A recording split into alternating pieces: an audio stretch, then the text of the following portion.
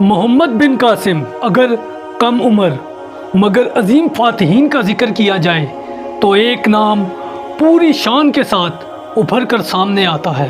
محمد بن قاسم وہ نوجوان سپہ سالار جس نے صرف 17 برس کی عمر میں بر صغیر کی سرزمین پر اسلام کے پرچم کو بلند کیا، ایک طاقتور سلطنت کو شکست دی اور اپنی بہادری، عدل اور بہترین قیادت سے ہمیشہ کے لیے تاریخ میں امر ہو گیا۔ آج بھی پاکستان اور بر صغیر کی تاریخ میں محمد بن قاسم کو اسلام کے پہلے فاتح کے طور پر یاد کیا جاتا ہے۔ محمد بن قاسم کا پورا نام محمد بن قاسم بن محمد بن حکم الثقفی تھا۔ محمد بن قاسم کا تعلق عرب کے قبیلے بنو ثقیف سے تھا جو طائف میں آباد تھا۔ محمد بن قاسم کی پیدائش تقریباً 72 ہجری میں ہوئی۔ ابھی آپ کم عمر ہی تھے کہ آپ کے والد کا انتقال ہو گیا، جس کے بعد آپ کی پرورش خاندان کے بزرگوں نے کی۔ آپ کے چچا حجاج بن یوسف نے بھی آپ کی تعلیم و تربیت پر خصوصی توجہ دی۔ اگرچہ حجاج بن یوسف اپنی سخت مزاجی کی وجہ سے ایک متنازع شخصیت تھا، لیکن اس نے محمد بن قاسم کی عسکری تربیت، نظم و ضبط اور قیادت کی صلاحیتوں کو نکھارنے میں اہم کردار ادا کیا۔ بچپن ہی سے محمد بن قاسم نہایت ذہین، با اخلاق اور محنتی تھے۔ انہوں نے قرآن کریم، عربی زبان، فقہ کی ابتدائی تعلیم اور گھڑ سواری، تیر اندازی اور تلوار بازی میں مہارت حاصل کی۔ کم عمر ہی میں وہ فوجی نظم و ضبط، منصوبہ بندی اور قیادت کی صلاحیتوں کی وجہ سے اپنے ساتھیوں میں نمایاں ہو گئے۔ اس زمانے میں اموی خلافت مشرق کی طرف اپنی سرحدوں کو وسیع کر رہی تھی، لیکن سندھ میں بعض ایسے واقعات پیش آئے جنہوں نے فوجی کارروائیوں کی راہ ہموار کی۔ تاریخی روایات کے مطابق سری لنکا کے بادشاہ کی جانب سے مسلمان خواتین، بچوں اور قیمتی تحائف پر مشتمل ایک جہاز عراق بھیجا گیا، لیکن سندھ کے ساحل کے قریب سمندری قزاقوں نے اس پر حملہ کر کے مسافروں کو قید کر لیا۔ حجاج بن یوسف نے سندھ کے حکمران راجہ داہر کو خط لکھا اور مطالبہ کیا کہ قیدیوں کو آزاد کیا جائے اور مجرموں کو سخت سے سخت سزا دی جائے۔ راجہ داہر نے جواب دیا کہ ان قزاقوں پر اس کا اختیار نہیں۔ اس کے بعد حجاج بن یوسف نے 2 فوجی مہمات روانہ کی، لیکن وہ کامیاب نہ ہو سکی۔ اب حجاج بن یوسف کو ایک ایسے سپہ سالار کی ضرورت تھی جو بہادری، حکمت عملی اور نظم و ضبط کا بہترین نمونہ ہو۔ چنانچہ حجاج بن یوسف نے صرف 17 سالہ نوجوان محمد بن قاسم کا انتخاب کیا۔ سن 92 ہجری 711 عیسوی میں محمد بن قاسم تقریباً 6000 منتخب سپاہیوں کے ساتھ شیراز سے روانہ ہوئے۔ راستے میں مکران کے گورنر سمیت مزید فوجیں بھی ان کے ساتھ شامل ہوتی گئی، جس سے لشکر کی تعداد میں اضافہ ہو گیا۔ روانگی سے پہلے حجاج بن یوسف نے انہیں متعدد ہدایات دی کہ جہاں تک ممکن ہو عدل و انصاف سے کام لینا، عورتوں، بچوں، بوڑھوں اور عبادت گاہوں کو نقصان نہ پہنچانا، اور جن لوگوں سے صلح ہو جائے ان کے ساتھ کیے گئے وعدوں کی مکمل پابندی کرنا۔ طویل سفر کے بعد اسلامی لشکر محمد بن قاسم کی قیادت میں سندھ کی مشہور بندرگاہ دیبل پہنچا۔ دیبل اس وقت ایک مضبوط قلعہ اور ایک اہم تجارتی مرکز تھا۔ راجہ داہر نے اس کی حفاظت کے لیے اسی حساب سے بڑی تعداد میں فوج تعینات کر رکھی تھی۔ محمد بن قاسم نے شہر کا محاصرہ کیا اور بڑی منجیق، العروس سمیت دیگر جنگی آلات استعمال کیے گئے۔ کئی دنوں تک شدید مقابلہ جاری رہا۔ بالا آخر قلعے کا دفاع کمزور پڑ گیا اور مسلمان شہر میں داخل ہو گئے۔ دیبل کی فتح محمد بن قاسم کی پہلی بڑی کامیابی تھی۔ فتح کے بعد انہوں نے عام شہریوں کے جان و مال کے تحفظ کا اعلان کیا۔ جن لوگوں نے ہتھیار ڈال دیے انہیں امان دی گئی اور شہر میں باقاعدہ اسلامی انتظامیہ قائم کی گئی۔ تاریخی روایات کے مطابق یہاں پہلی مسجد بھی قائم کی گئی تاکہ مسلمان اپنی عبادت آسانی سے کر سکیں۔ دیبل کی فتح کے بعد محمد بن قاسم نے نیرون کی طرف پیش قدمی شروع کی۔ وہاں کے مقامی حکمرانوں نے حالات کو دیکھتے ہوئے صلح کو ترجیح دی، جس کے نتیجے میں شہر بغیر بڑی جنگ کے مسلمانوں کے قبضے میں آ گیا۔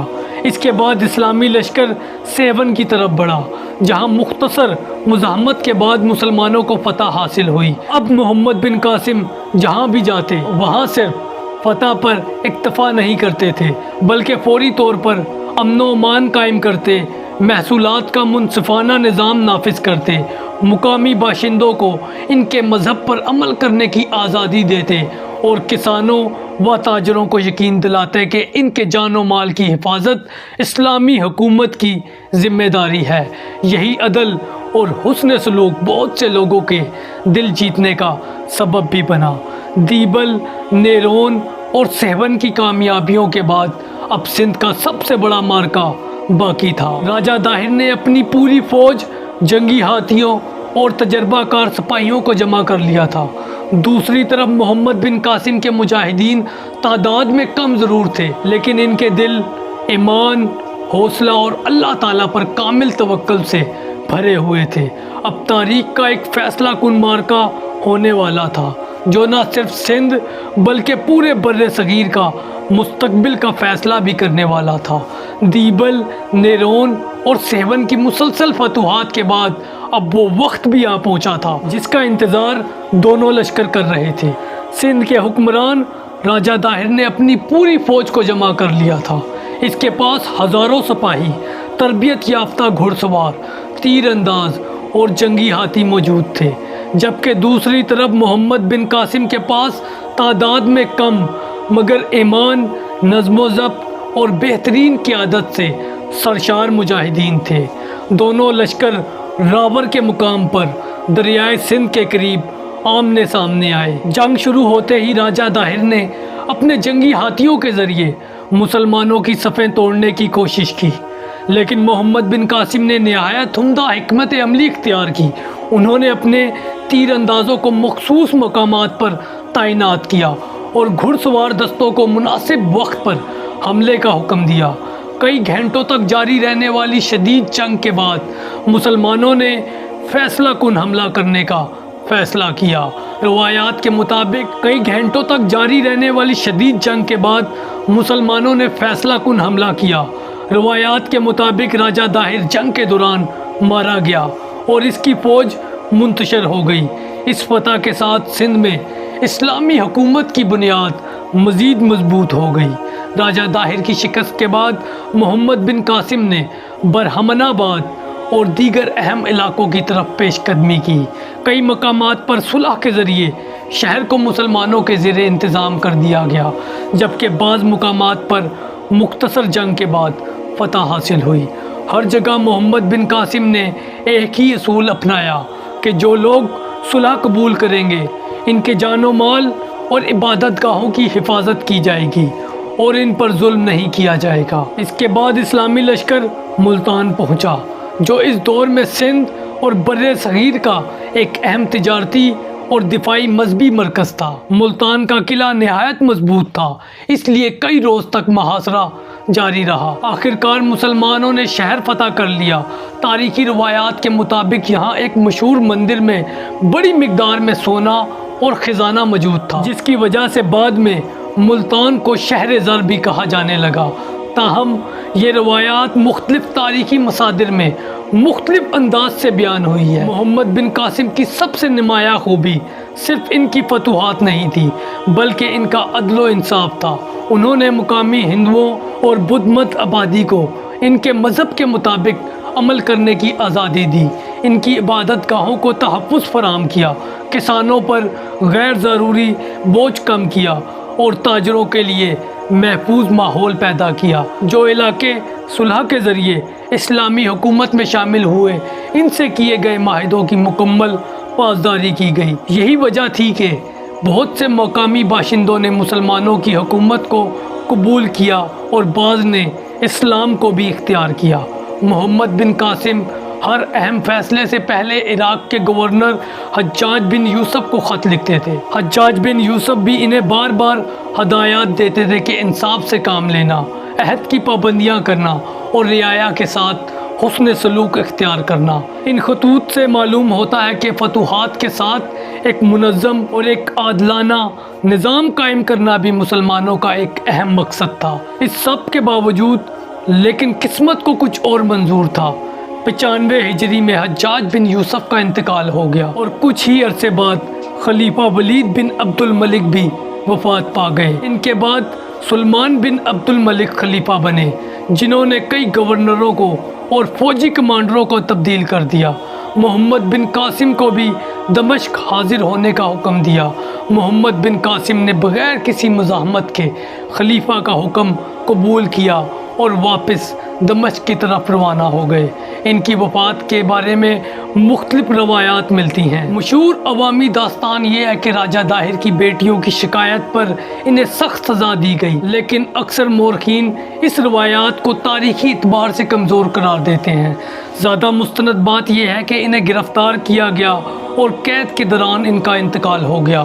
ان کی وفات کی صحیح کیفیت پر مورخین کا اتفاق نہیں، لیکن یہ بات تقریباً متفقہ ہے کہ وہ صرف 20 سال کی عمر کے قریب دنیا سے رخصت ہو گئے۔